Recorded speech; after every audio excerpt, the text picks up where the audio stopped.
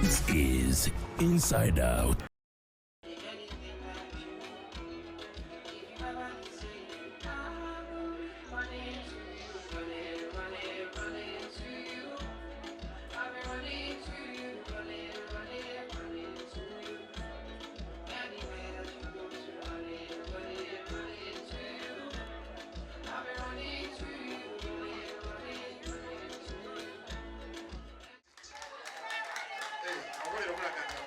Let us stand up and welcome them.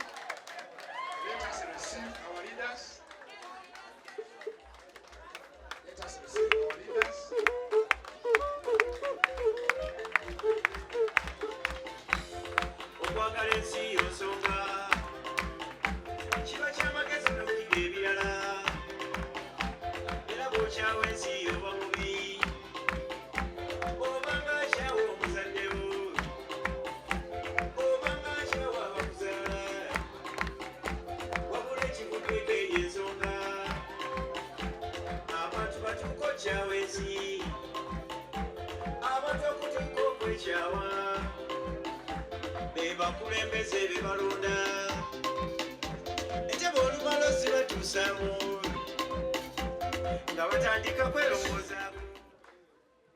Yes, we are going to the anthems right now. They are going to be played by the DJ.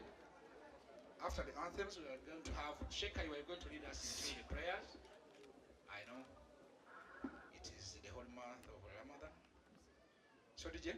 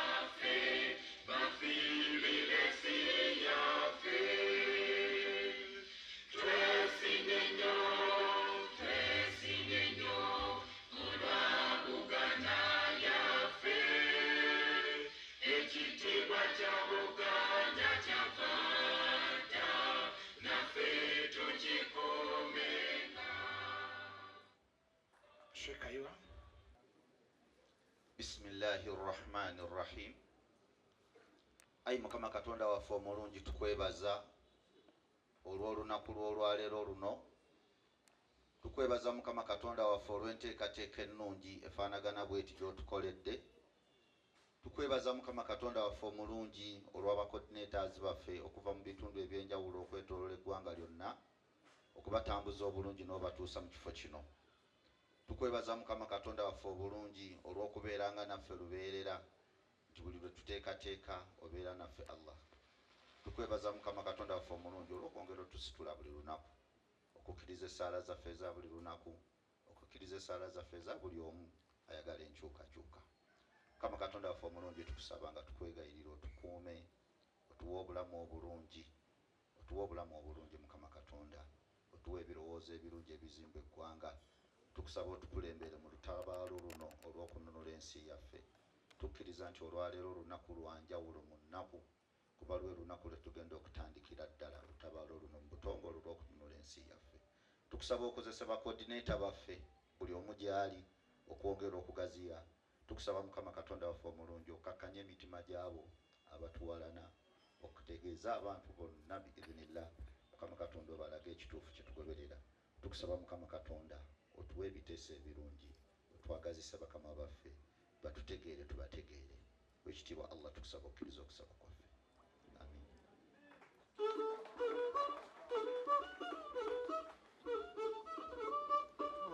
Owanga babadde balindwa betubadde tulinda bakedde edda babadde wabbali babadde eri nga bateesa batuleetere ebituzimba mu Uganda yaffe ennungi.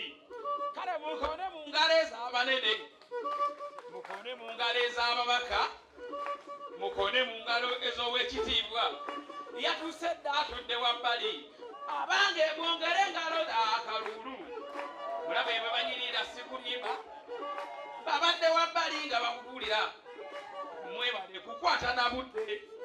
Bwe tutuuse tusoose na caayi, tusoose na kunywawo kacaayi, nange omudingidi awo nenkanywa ne ennyiri erya boyiro. Nze nendi ya ssebo sikulimba ggwe.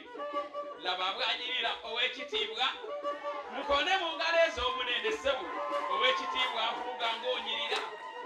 Oli mazima wangu ow'ebuddu, oli mazima wangu ate omuyivu. Mpuuga oli mulungi okyali mbooko, ate onyirira luno wantabula. Osseko n'akadaze nkulaba, oli mazima wangu ate omulimi. Mpuuga alibye luno sikulimbwa, n'emmwanyi zennyini nazirima. Eddoboozi lya Kabaka yaliwulira, n'erya Katikkiro n'alifuna. Mwanirize Honorable Mike Mabike Seninde, much in the East constituency. Mwanirize Honorable Dr. Samuel Lubega Mukaku, Daradara Mnalubega South constituency. Mwanirize Honorable Moses Kasibante Grasmonta.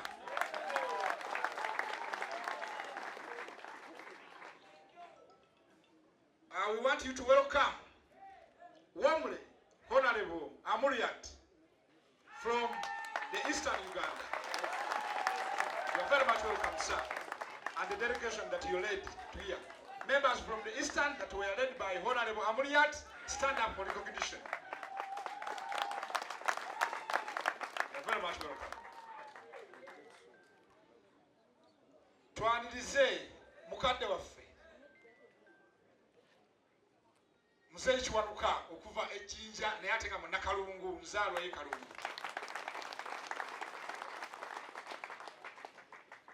Twanirize Council Grace Nakanwaki akulembera abakyala mu Democratic Alliance.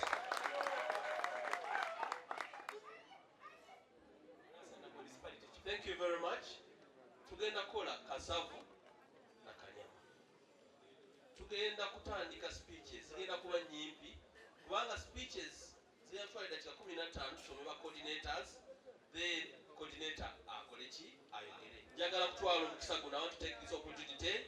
Njagala kuyita the member of parliament Owentebbe municipality, Honorable Kakembo. Mike, what take up?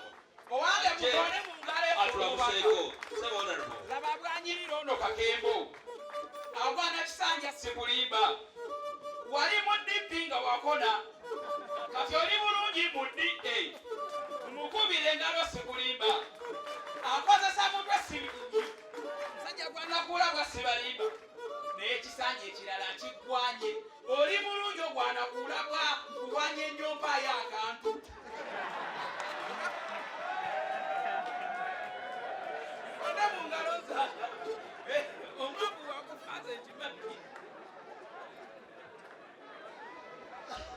Wewe DA oye Mpuuga oye Wakiso oye Entebbe oye Uganda oye Basebo ne bannyabo nsanyusa okubalaba erinnya Ssaalongo Kakembo Mikaeli Mbwate Kamwa nga nze mubaka wa parliament ekibuga ky'Entebbe. Jjajja gy'asula era nnumya omutwe okumusomesa akitegeere nti eno mu Buganda omuntu bw'akula n'amera envi aba n'ensa. Omuntu kasita amera envi ne bw'oba oyagala okukola endagaano ng'ogula ttaka gw'oyita ku kyalo si ye butaka kubanga aba n'amazima. Naye omuntu kasita akaddiwa n'atandika okupalapalanya n'atandika okukuba abaana be n'abazzukulu kibooko kubanga tayagala kuva mu buyinza, gwe mutawaana omunene gwe nnina mu kibuga ky'Entebbe ogwetaaga mujje mutukwatizeeko tobe nga jjajja tumuwummuza alabe ku bukulembeze obw'abateeketeeke bukola ki bwe bufaanana. Twagala nnyo enkyukakyuka mu ggwanga ne Uganda. Ffe abali ku ludda oluwabuzi oba oludda olina okusomesa Museveni ne gavumenti ye, tugamba nti naffe twetaaga ekisinga okuba ekirungi. The opposition deserves better. Wewe otulwanyisa President Museveni ne musajja we batuviire emyaka 4 gimala. Naye naffe tulina okuba nga ate tweteeseteese bulungi okutwala eggwanga lyaffe mu maaso, bannayuganda banyumirwe emirembe n'enkulaakulana. Munnayuganda ayinza okukubuuza ekibuuzo, mwagala okuggyawo jjajja tukalakasa emyaka 4 naye mmwe mulirwedde okutukalakata emyaka 10 mu mirembe. Awo ne tugamba nti naffe ab'oludda oluvuganya twetaagamu ekyo ekisinga okuba ekirungi. Tukkiriza wakati nga tulwanyisa Yoweri Kaguta Museveni ffe ab'oludda oluvuganya ffenna okwetunulamu ne tugamba ani kuffe omuteeketeeke omulungi, ani kuffe alina ssakabuzooba, ani kuffe anaagumiikiriza bannayuganda mu bugezi bwabwe, mu busiru bwabwe, mu mbeera yonna anaatwala eggwanga lino mu maaso ng'ate tuliyagaliramu. Tulina okutafaanako sengavuddemu ngaddemu. Omuteeketeeke Mathias Mpuuga nina okukkiriza nti olina omulimu munene mu ggwanga lino okuteekawo obukulembeze n'abaana baffe n'abazzukulu bwe bayayanira. Olina omulimu munene okuteekateeka bamwana bano bamusaayi muto. Ffe twafuna omukisa nga tukyali bwana buto nga tuli e Makerere ne tutako mu bisaakaate ebya UID ne bagaana nkoba za mbogo. Era twatendekebwa bakitaffe Bapolo Semwogerere Mukama mwekimula eky'emirembe n'abalala bonna abasajja abalina ensa mu by'obufuzi. Akamaato akali mu ggwanga sirabawo abavubuka abato kati nti ddala bamanyi gavumenti ekitegeeza n'obuyinza tekitegeeza nababukwata butya era bw'oba obukutte olina kuyisa otya. Tuyinza okava sengavuddemu ngaddemu ne tubuuka mu kyoto ne tugwa mu flying pan oba ku bibiri ne tuva mu flying pan ne tugwa mu kyoto. Bangi batubuuza mwagala okujjayo Museveni naye Museveni kano akakola bulungi ate mwe mukakola bubi. Tumuyizeeko biki ebirungi ate tumuyizeeko biki ebibi tubigamba abaana baffe nti ebyo ebibi kafuwe temubikolanga n'ebino ebirungi mubikole ate tugatteko ebirungi ebyaffe tutambuze eggwanga lyaffe ligende mu maaso muna Uganda yesiime. Maliriza nga mbategeeza ebyobufuzi biringa bufumbo. Omugezi ennyo tabibeeramu. Ebyobufuzi olina okugumiikiriza, ebyobufuzi olina okwefiisaako, you have to die a little bwekyetaagisizza. Ebyobufuzi teba byakasajja fuba.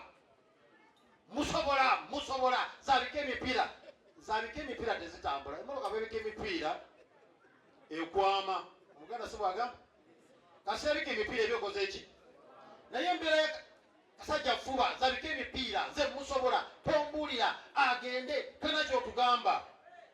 Eggwanga lyaffe liri ku time bomb. Wegala okulwanyisa yeyegwe yababe abalungi n'abagezi abasiru n'ababi. Gwogamba tuyagala mulwanyisa bw'omu mugguse. Simanyi bamira kyamagero okuva wa Katonda. Tulabye tulina okwebuulirako nga tutandika olugendo luno. Buli omu okugumiikiriza munne mwenna Bannayuganda bali wano. Mu bugezi wange mu busiru wange bwe mba n'ettofaali lyekugattako tugende tugyeko nakyemalira atukalakasa emyaka 4. Nze Museveni mulwanyisiza okuva nga ndi muto. Nakati nkaddiye ndwanyisa Museveni. Era simanyi nti nditwakoleyo ku mmeeza emu ne tuteesa tekiribaawo. Nebiwulirayo abatamanyi bya bufuzi mbuwolyawukaa naye mu ndowooza mbuololidde olwogezi wa Museveni. Simanyi oba muzisinkana wa. Nze nsula naye entebe naye kugambye ne bwendaba ng'ayita wano nzibiriza ne mwitako nga nzibirizza malako gukeri n'entunula. Ne manya Museveni akoze eki. Mutabani we asula ntebe. Naye mba nyingidde mu bbaala ne musangamu kubanga ebbaala ze azaagala nnyo. Era nga samulengera bwenti nga nfulumirawo. Mukitegete. N'olwekyo mmwe abali wano abaaleero mutandisa olugendo mulina bangi nnyo mwekubeeko mu ngalo. Abatukalakasa emyaka 4 baatandika 27 bwe batugamba. Baatandika 2 naye mmwe muli bangi nnyo mube bafumu. Temwesiba mujja gye batabaagala. Bangi basangeyo nga banyiivu si basanyufu naye ng'ate baagala kaadi. Politikisi wa kaadi atufukidde politikisi wa kaadi teyayogera na kituufu kubanga ayagala ki. Eggwanga tulina tulitya tuteeka mu katyabaga. Tunyiga eggwanga lyaffe olw'ebyobufuzi ebya kaadi. Era abantu bava dda mu sitwago bwe mulaba eyo mutambula nabo. Abali mu sitwago yenze Kakembo Olumira Mwoyo. Akugamba kabulengana kaadi ekituufu kye kino oba oyagala mpa kaadi oba lekayo Bannayuganda beetaaga ekituufu. Bannabyabufuzi abanene abantu badde batulaga ekkubo batidde otulaga ekkubo kubanga baagala kaadi bo baagala babeere mu buyinza. Bava dda mu sitwago anoonya kalimu awerera abaana be. Ali mu sitwago eyaddala yenze Kakembo. Oba ndi mu palamenti oba siri mu palamenti nina okusigaza vayu zange nga Kakembo nga Munnayuganda ng'omwana wa Buganda. Sisobola kutyobola Ssaabasajja Kabaka olw'okubanga njagala kaadi. Neba nga gwokutte kaadi mu ngalo bw'oti n'otyobola Ssaabasajja Kabaka ngenda kukuba ekikonde. Kaadi yo tenayo tojja kugiita. rather mbere wakanga nime mugo kyange nga Ssaabasajja Kabaka akimanyi tinayo musajja enjasali ku Kakembo atalindya mulukwe mu bulungi oba mu bubi. Abantu batasobola okuvuma ba bishop nina okuvuma bishop okulagira ensimbu ndi mu struggle bampe card. Nosanga abasajja aboogera Oluganda bali ku social media bayisa mu bishop egaali hey bukadi ebyobufuzi babwe ebyo Mukama asaasire jajjanga omulemirembe Paulo kwanga Ssemwogerere tyabinsomesa. Ffe batusomesa ebyobufuzi ebyokuwa bakulu ebitiibwa, ebyobufuzi ebitasosola, ebyobufuzi ebyokusaŋŋanamu ekitiibwa, buli omu ng'awuliriza munne. Paulo kwanga Ssemwogerere Mukama mwekyumula ekyemirembe. Nze nali Makerere nga nkyali mwana muto myaka 22 naye nga mugamba ekyankwetaaga n'olukiiko Entebbe ssaawa 10 ng'avuga ku 95. Ye humbleness nga takujoga nga takuyisaamu maaso nga tuwangana ebituwa mu DP. Tetwalina buyinza mu Democratic Party but we are proud Democrats. Ng'otambula ku bulugamba tetuli mu buyinza but we are proud. Tetulina toffaali yetugatta ku ggwanga. Abalungi bonna mu ggwanga lino bava mu Democratic Party. Niye wangudde Joe Ekawempe mwana wa Democratic Party DNA eyange. Why? Tulumalo ofuna abakulembeze abateketeke ngabo wakwasizza obuyinza ate ko bati oboola ng'obalangira mu abaddipi bw'ate muli balugezigezi bw'ate biki mwemanyi nnyo bw'ate muli bateketeke ogwo musango okumanya musango okuba muteeketeeke musango okuba simaati ebyobufuzi ebyokujogajoga abantu ffe abamu bye bitunyiizizza. Yogera ku Nnambooze ne Muwanga. Abanoonya kaadi newunya omutadde mu palamenti ebisanja 3 ng'akyekuya kaadi nawogera n'ekikyamu nga nze akyali kasanja akamu ngambye kaadi oba ogimpa gimpa olw'okubanga nina obusobozi ne nina okwogera ekituufu mu ggwanga lya Uganda.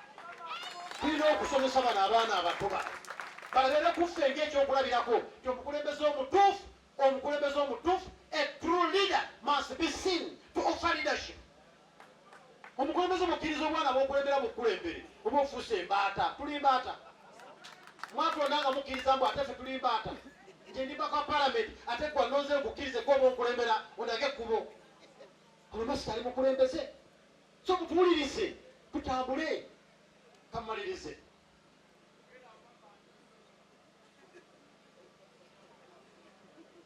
nze Kakembo Mikairi mbwatakama neddira njofu.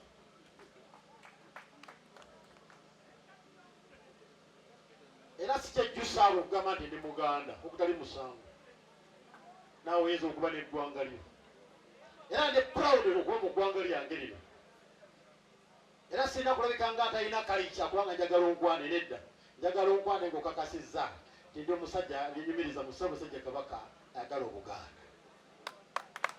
Kyagala onyiize olw'okubanga nina okuvuma Mmengo okunjagala gwe atali Muganda. No, naawe oyagala eggwanga lyo gy'ova nange onzikirize tutambule. Ssaabasajja Kabaka wange. A round of applause. Mukuyeko mu ngalo. Honorable Mbatekamwa is a man of all seasons. Mbatekamwa.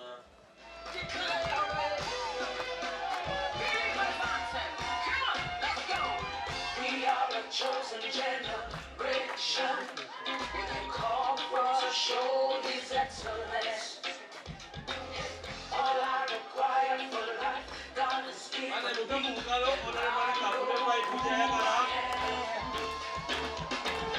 We are a chosen generation. We can call for to show His excellence. All I require for life, God has given me. I know who I am. I know who God says I am. What He says I am. Where He says I am. I know who I am. I know who God says I am. What He says I am. Where He says I am.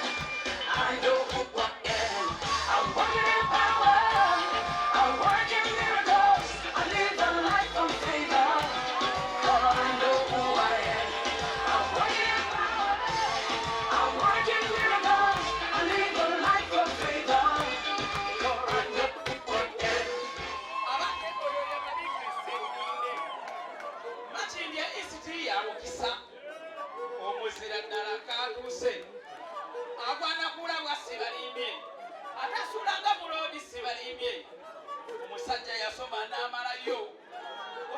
NDA away! A new day, new way, new day.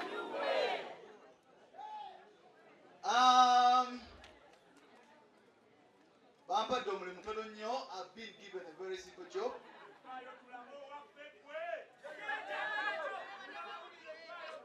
The job I've been given is to present a list of the Democratic Alliance National Coordinators team. Omulimu ogumpeereddwa kwe kubabuulira nti emyezi egiwadde kasookedde nga tulonkinga DA nga 6 Desemba, ttiimu yaffe eno temulaba wano mu maaso ebadde ekola. We have been traversing various parts of Uganda to ensure that we ground the DA. Tubadde tutambula nga tuteekayo amatabi ga DA. Tetwagala kubeera bakatikkiro ba Buganda, twagala kutwala wa pulezidenti bwa Uganda.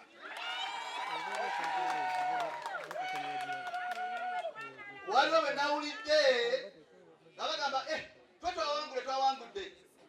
Tetwagala kuwangula ka constituency kamu, twagala tuwangule constituency 3 eza Uganda. Uganda has got 146 districts. The DA wants presence in those 146 districts.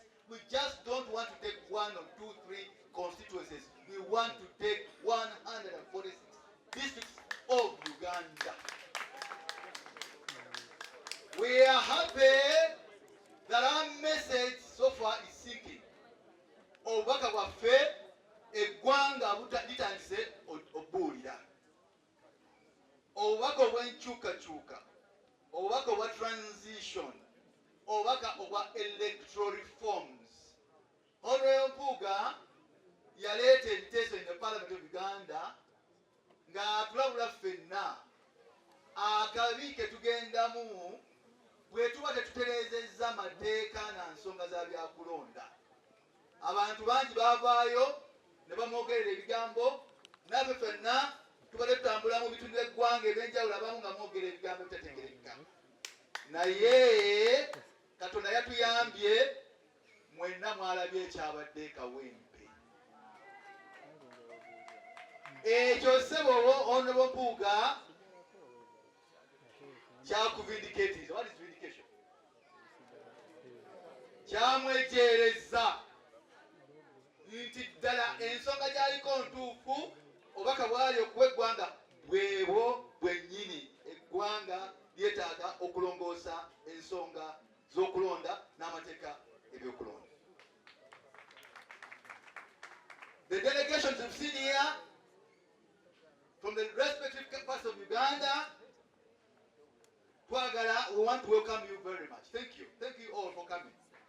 Mwenandoza mwekubirako mu bugalo obw'omwanguka.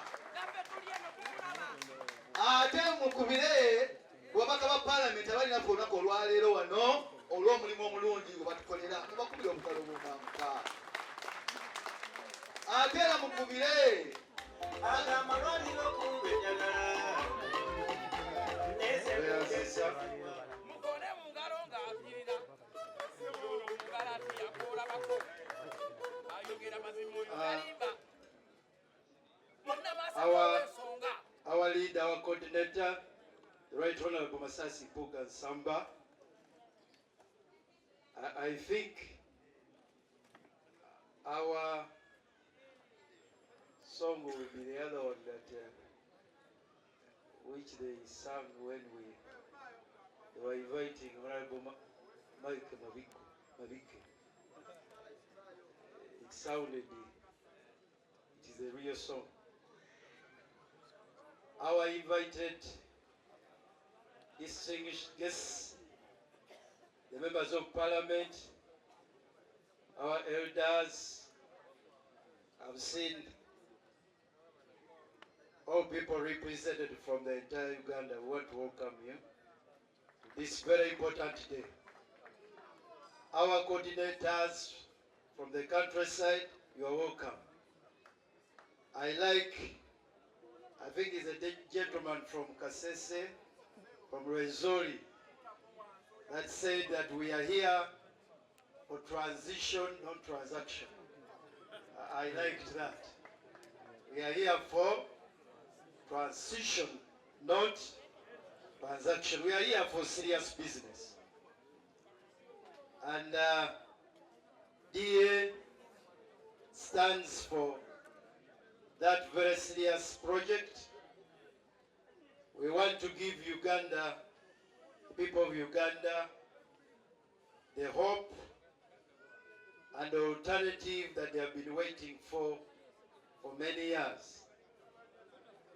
We want to give Uganda the hope, we're understanding and appreciating that our people have waited for so long. And indeed, I acknowledge that there is that hope, the desired hope. I therefore don't want to take much of your time. I'll have another opportunity to speak. But I've been speaking, and the people of Uganda, they know what I stand for. My message has always been very clear. But we want to appreciate God, first of all, that He has presented to us leaders in the DA. We are a talent pool of leaders. A talent pool of leaders.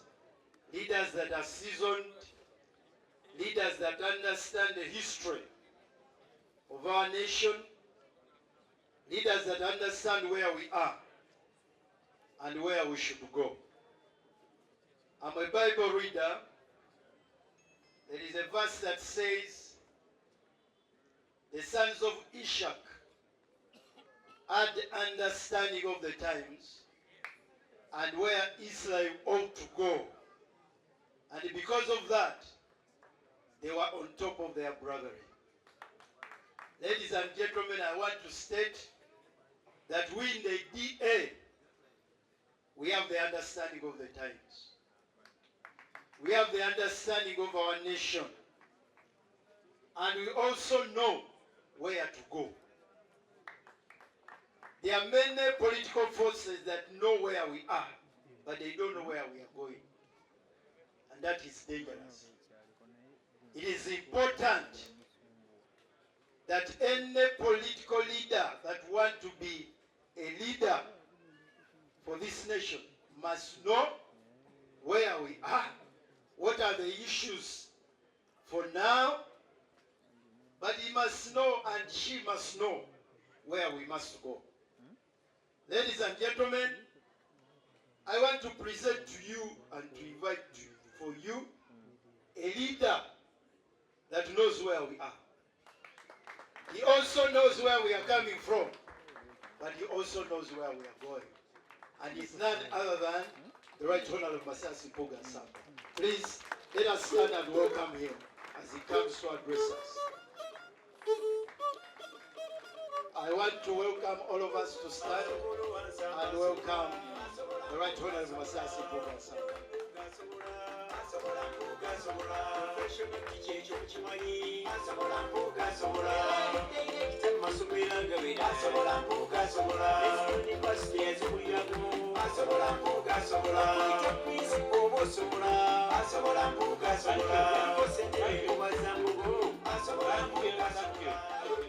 Mukubire engalo ez'amaanyi mulabe bwanyirira ow'ekitiibwa oli mazima wanvu munjogera ennyangu kateebe kennyini oli muto bwanakulabwa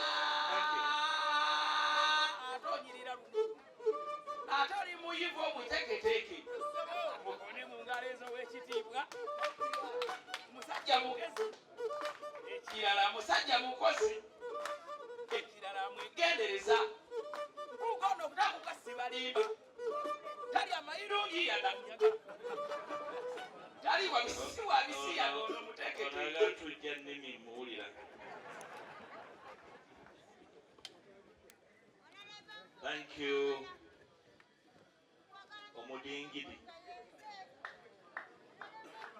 colleagues, members of parliament,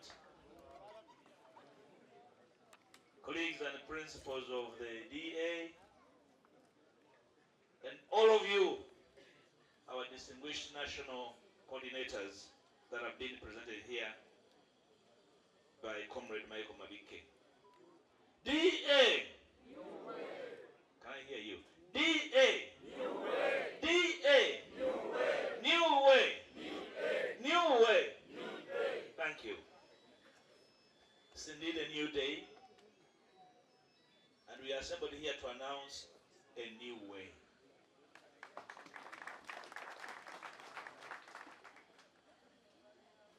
I would like, first of all, to welcome all of you assembled this afternoon. Majority of you from our country did arrive here very early in the morning, and your long journeys were purposeful. You did not travel all the way from Gulu, from Teso, from Tolo, from the Renzori, on a tour of Kampala. It was intentional, it was purposeful that you made the sacrifice to gather here this morning and still seated this afternoon. I want to thank you most sincerely.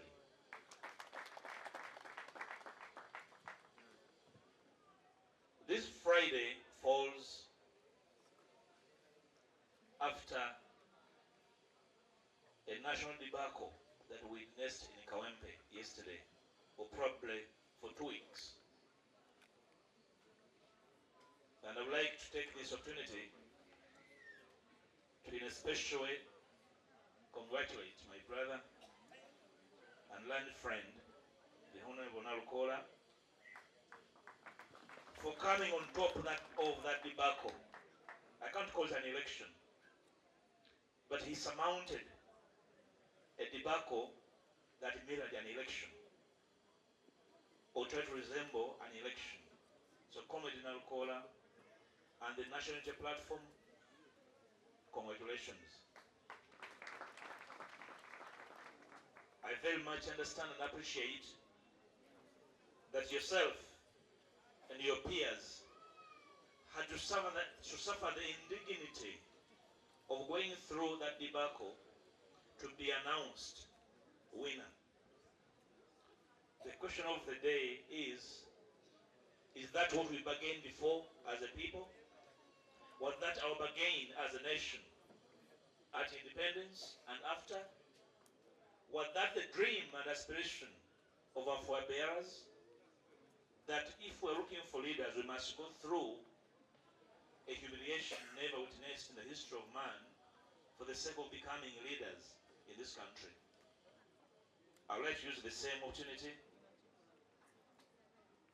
to send my sympathies to the Fourth Estate, to a number of journalists and independent media practitioners that were clobbered and humiliated for 2 weeks because they wanted to bring the truth to the world.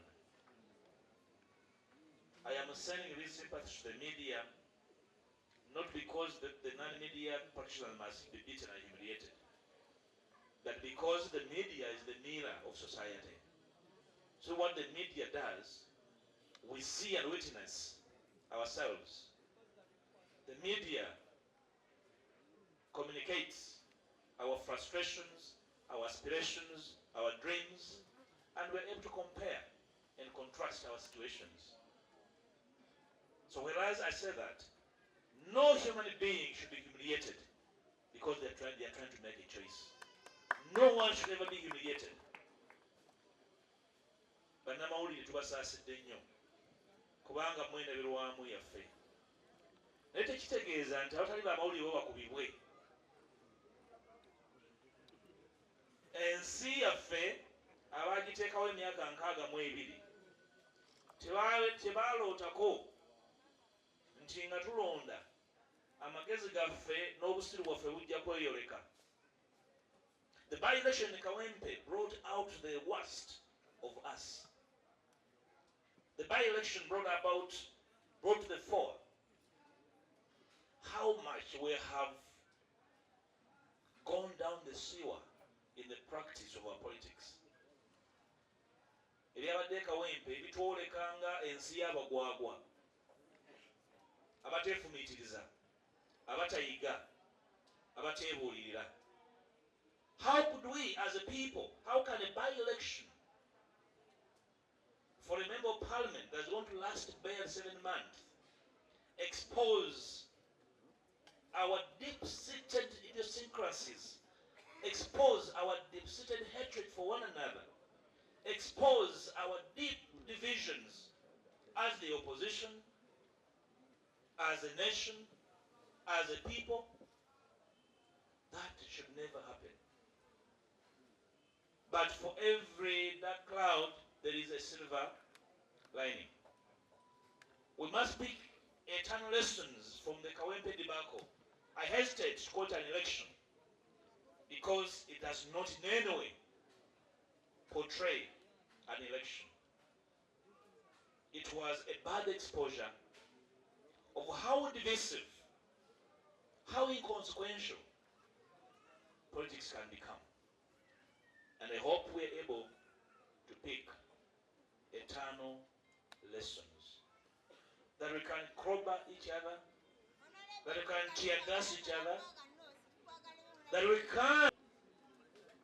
can humiliate family people.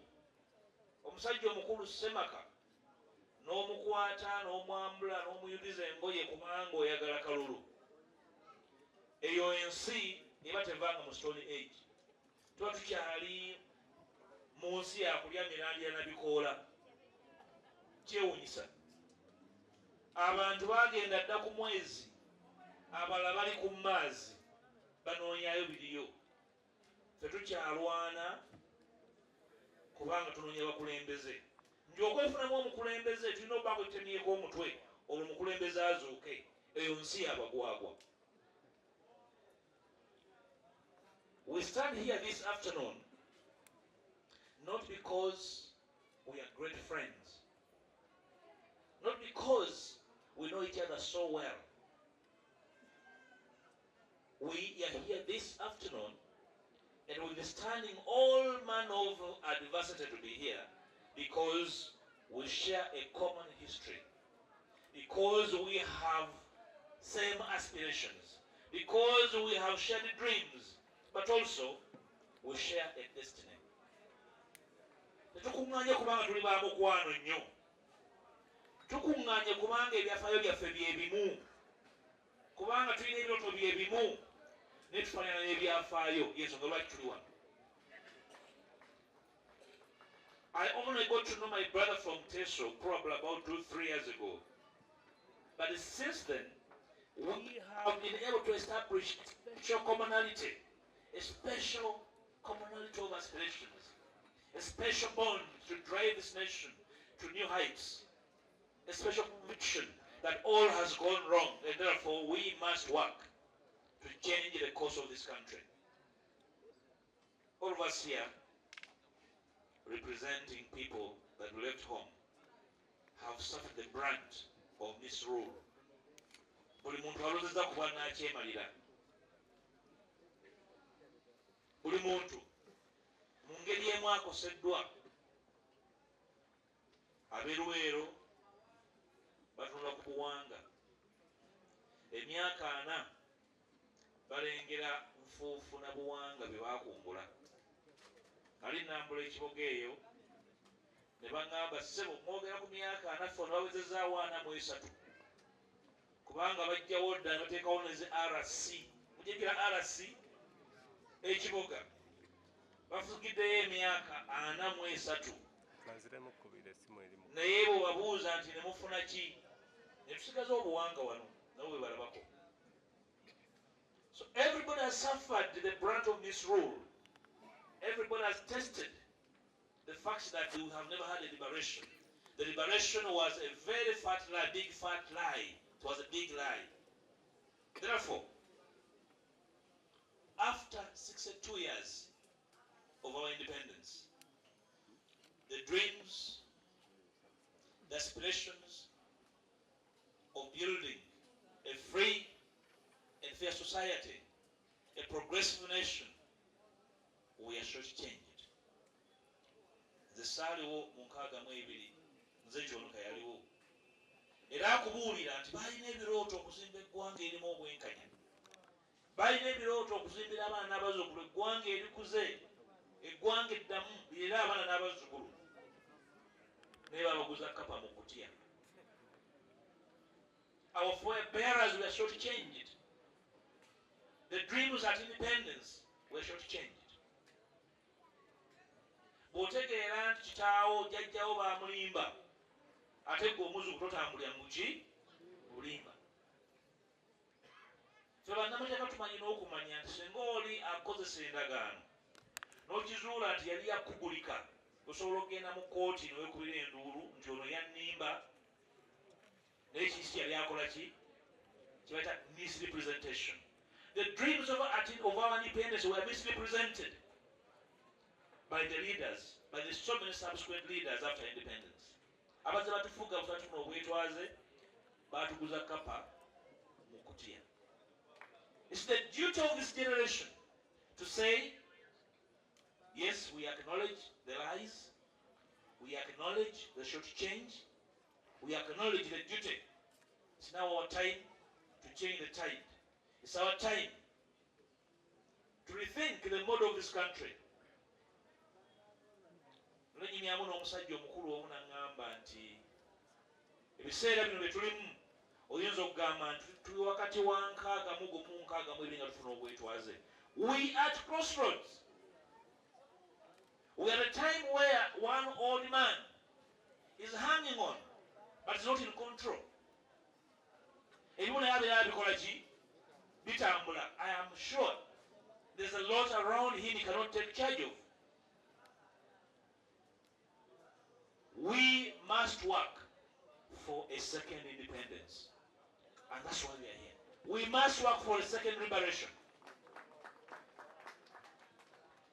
Above Emoshi, I was only a little boy. Ngabagoba Obote. Ngabagoba Amin.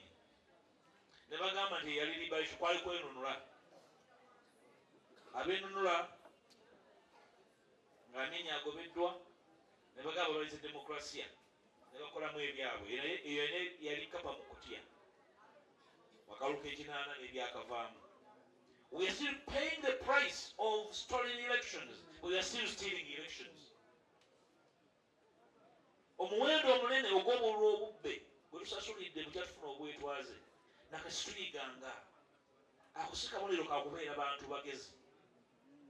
There's something wrong with our DNA. This generation must correct. That we are not able to hold a simple exercise called an election. And we pride in what we saw and what we have seen. I have actively participated in the last 7 electoral cycles. There's something amiss. And today we assemble to not only announce coordinators, but also to remind ourselves of a cardinal duty as citizens, as leaders, of what it's going to take for us to build an enduring democracy and an enduring constitutional order. Ekiwandiiko kya 95 kye twayita Ssenateeka kyali kiwandiiko kya General Museveni. General Museveni yagamba bakitaffe nti ye munnamagye munwanyi tagenda kuwangaalawo ajja kwerawo emyaka ng'ena ndowooza ziro tebagiwulira yali ategeezaana. Yagamba emyaka awo ng'ena nze ndi mulwanyi ebyo sibiriimu emyaka ena ndowooza ziro teyagisaako. It's now 40 years. So we must work to undo that kind of misrepresentation. Ono yaba asembayo tuguza kapa mu kutya. General Museveni should be the last dictator to preside over this nation and to abuse our generosity as a people and to abuse our sacrifice as a nation, but also to sleep and stall the aspirations of our people and the dreams of this generation. Before us and ahead of us is a duty of unseen unity that we desire as people who want change. But the question is, must we unite only around elections? That's the big question. Should our unity only come at elections? Twetaaga kwegatta kugenda mu kalulu, okwegatta okugenda okujja obufu mu kinnya, n'okwegatta okutaasa omuntu okugwa mu kinnya kiriwo ekisinga. That we must unite to pull a dead body out of, a depression instead of stopping a death. I think we are handling the wrong side of the knife. Akaso tukakwata ku bwogi, so si ku kiti oba ku mukonda gwako oba gyekiri n'ekyo. The DA as a big tent, the DA is a big tent. The DA is not a party. That's why in this big tent, you have different political persuasions, but only convinced with the only common goal of working together as a people to draw the entirety of the nation into one direction, to demand that particular things be done. Saagala muntu kwewangamya mu buyinza nga si mulonde. Si kitwagala. Naye twagala agenda mu kalulu nga abatawunyiriza, abatalaba. Ne muzibe sense ze nazikola ki? Zikola kyova osanga omuntu muzibe nga atambula ng'akutta akati n'atogwa mu kinnya. If a blind man can walk with a stick and avoid falling in a pit, Katonda gwe yawa amaaso abiri, ennyindo nga zissa, amatu nga gawulira, n'obwongo nga si butooleko, olema otya okutegeera nti waliwo ekizibu eky'amaanyi Katonda bakusimbula kigere. The opposition desiring change must think deeply that our unity should not only be around elections, but also around processes that lead to elections. Muyiza akumma n'akola ki? N'akunyumiza eng'ombe. The process that lead to these elections are as important as the elections themselves. The lessons from Kawempe and other places we have had by elections should have been strong enough to remind us how we are stuck. Part of the duty you coordinators have from today onwards is to go and rally the nation into demanding for minimum reforms. It's not late. No one should deceive you that's late to go for reforms. I have heard strangely some leaders from the opposition claiming that the quest for reforms is late. Namely, that General Museveni and his parliament will not accept them. And then there is a question that how will Museveni, who doesn't want reforms, then declare you as a winner? Museveni tukimanyi taagala nkyukakyuka mu mateeka kubanga agala ogamukolera. Ate opposition omweyungako ddi n'ogamba nti tebisoboka. Ate n'ogamba najja kukulangirira ng'owangudde, aba anaakulangirira ate. Okuggyako nga watoolwako, oyinza otya okuyingira ekibira ky'owuliramu empologoma ng'ekola ki? Ng'ewuuna. Gwe n'ogamba nti eyo mpuuna malungu si empologoma. Nga ne mwoyisola w'amagumba. So we need to be alive to the realities. Dr. Ebyabaddewo kyayogeddeko. Tomanyi bwe tuli. Some people believe that reform and transition are all about changing laws. Particular actions, particular outputs are not necessarily legislations. Some are commitments. Ng'ogyeko ensi ez'abagwagwa, abantu abatakkaanya basobola n'okutuula wansi ne baako bye bakkiriza, kino kikkirizibwa, kino tekikkirizibwa. Naye by'okubeerawo mulina okuteekawo embeera ey'enjawulo. Tolangira bulangirizi tugenda kwetaba mu kalulu. You must put up a fight to make sure that certain things change. Kyesookerwako. You must put pressure on the system. Opposition etutta amaanyi mangi nnyo ekawempe and essaawo impact. That's beautiful. Watya amaanyi ge gamu enkya nga tuli soloti ne tugenda ebundi bujjo ne tugenda ettoolo nga tugamba eggwanga lyonna no reforms no elections ne tuzima momentamu y'eggwanga.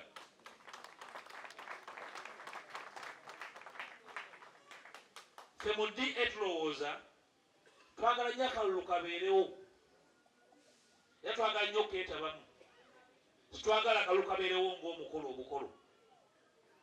We want to participate in a consequential election.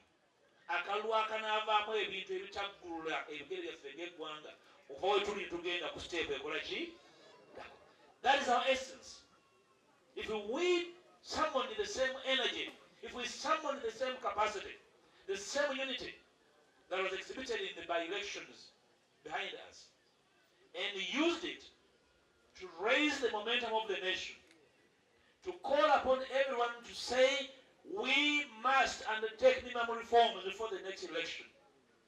I can tell you, General Museveni and his people have no capacity stopping that. Mwami Museveni bw'omugamba nti tujja mu kalulu nga naye agolwa essuuti ye ey'okulayira kubanga omubaka muze muwerekera buki. We don't want to be escorts at Museveni's swearing ceremony. That's never our aspiration.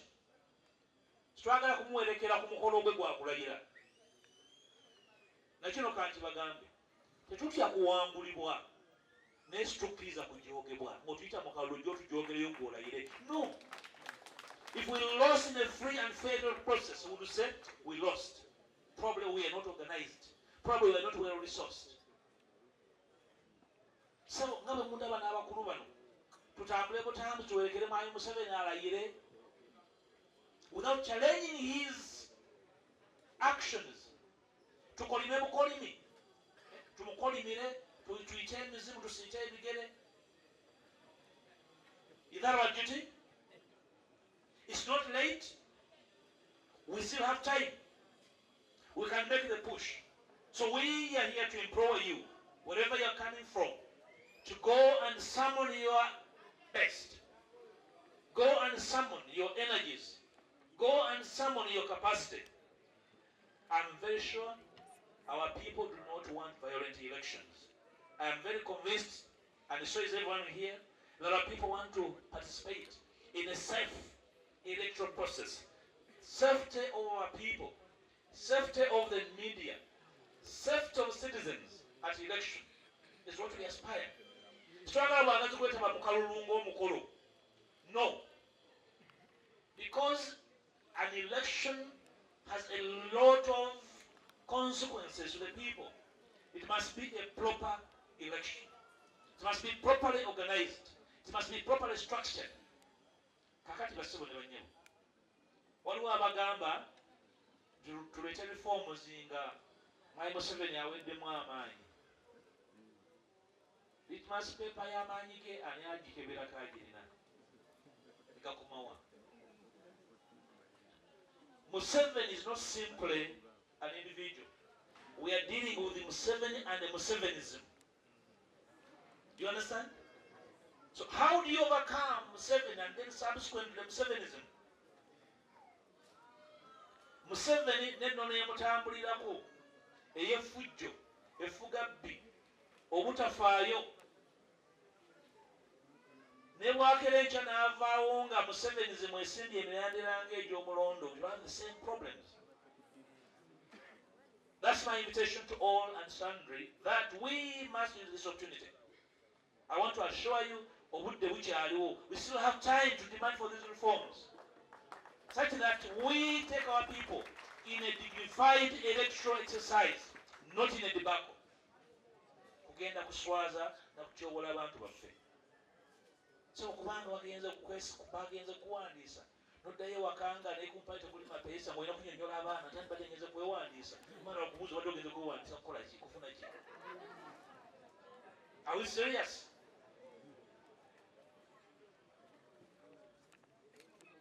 So we need to try the country as DA to reject, isolate persons and institutions and the groups that are working very hard to turn this country into a basket, into a pariah state. n'abo abayambako mu kumanya ne mu butamanya. Osobola okuyamba Museveni okudda mu buyinza nga totegedde nti omuyamba. And all those working to undermine unity must be isolated and ignored.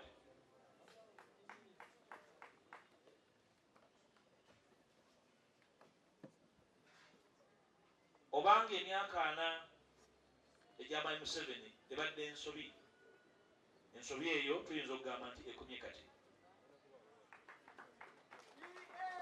If the 4-year rule was such a big error, that mistake can be stopped. But we cannot stop it without purposeful unity, without structured unity, without intentional unity. Waliwo abagamba nti twegatte naye nga mwegattira ku ffe. That's not the DA intention. We are willing to work as DA with every group of the opposition that understands our journey. Tujja kukola buli muntu yenna ategeera olugendo luno nti lwabwegendeza nakuwuliziganya. Njala kiddamu. Tetutambula ng'ab'omukwano, tuli ba mukwano nnyo. Tutambula ffenna kubanga twagala Uganda nnyo okusinga omukwano. That's the agenda we want to drive at the DA.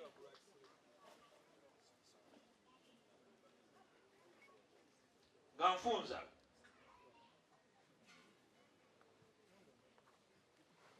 Tubulayo emyezi nga 6 okugenda ku nominations ezinaddako. Ez'abavubuka zo zikyaweza myezi 6, myezi nga 3. Waliwo ebibuuzo bingi nnyo naye bye beebuuza.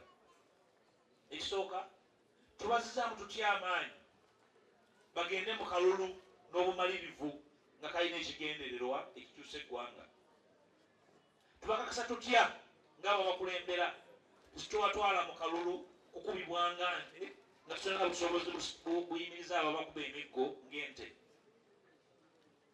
Waliwo abalowooza mu opposition bwe tubeera awamu bo bajja kufuuka batono. Ekyo kyo kizibu. We must address that. There are questions that must be answered by opposition leaders in every group. There are those who want unity but around themselves. There are those who fear unity because unity will make them small. They are diffident. They are not confident enough to stand the internal competition. The question is, what are we competing for? Tuli mu kuvuganyiza mu kkomera babuuze ona Kasibala nti gwe manyi gwe basoma okusiba emirundi emingi babayita mutya akulira abakulira mu kkomera RP mu myezi nga 6 nga tuli mu parliament n'ona Kasibala nti bamusibako oluze emirundi nga 4 mu myezi 6. So ebyo abitegeera bulungi. Kati tulwanira kubeera bakulembeze mu kkomera.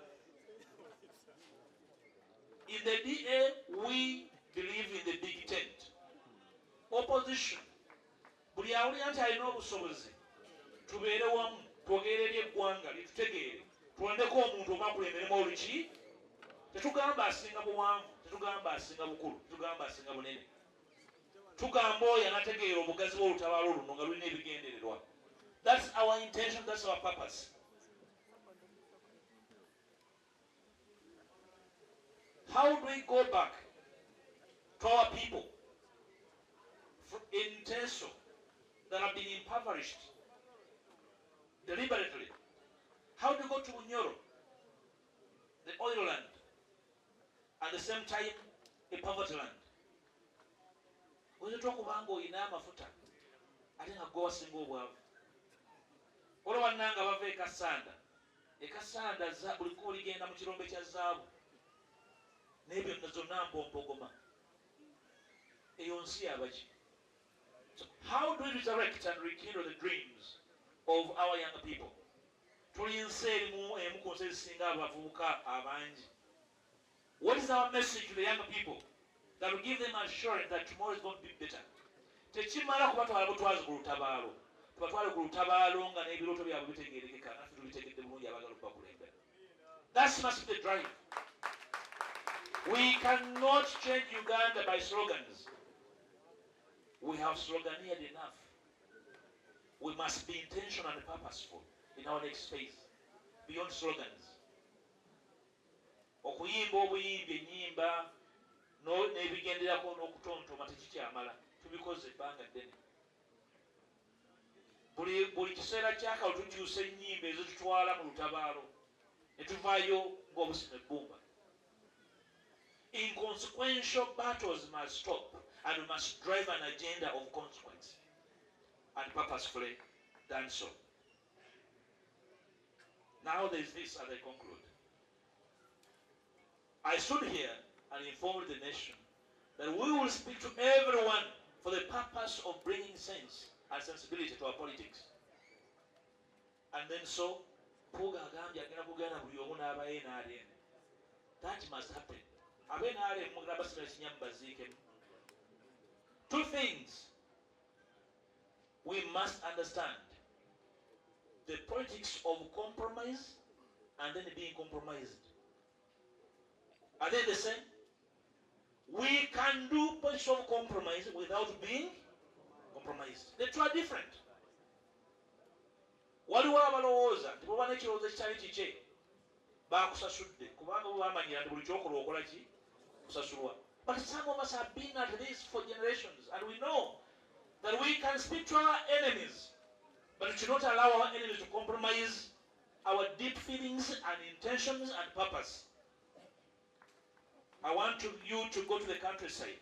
Mugende mogenda abe n'alema abali eyo naye nga bali anfuufu. Tembatya. Speak to them. Show them the bigger goal. Show them the bigger duty of nation building. Show them the bigger call of recalling the aspirations of our people at independence. Owategeeze nti eggaali eyingira kibira no one will survive. Tiriza kubatwala mu bukoona kubanga already gye bali nabo waka. And this is very interesting. Where I live and stay, abe n'aleme basinga okubeera obubi balinga nabo abaloge.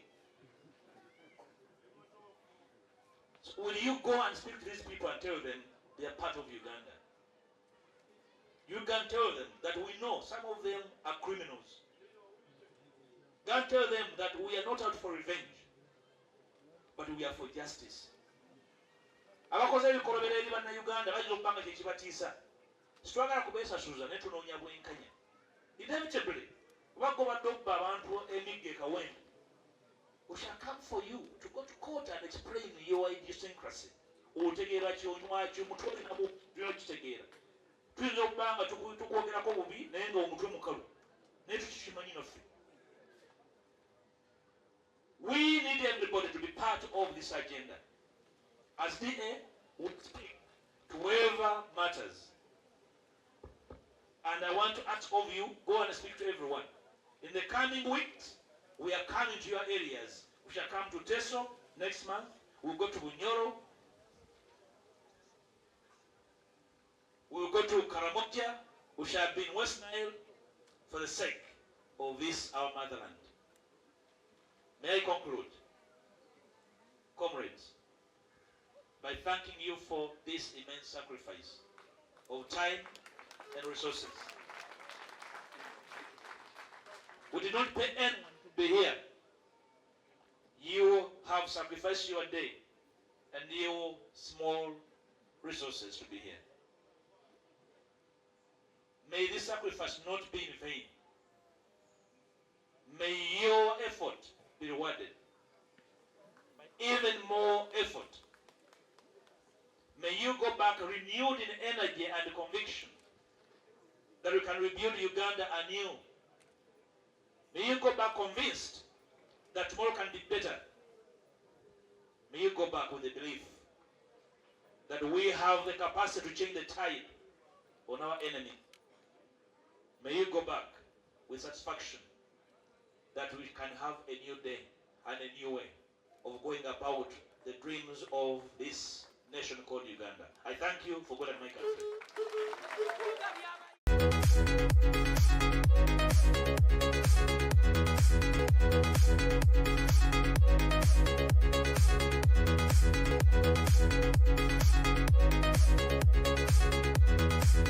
This is Inside Out.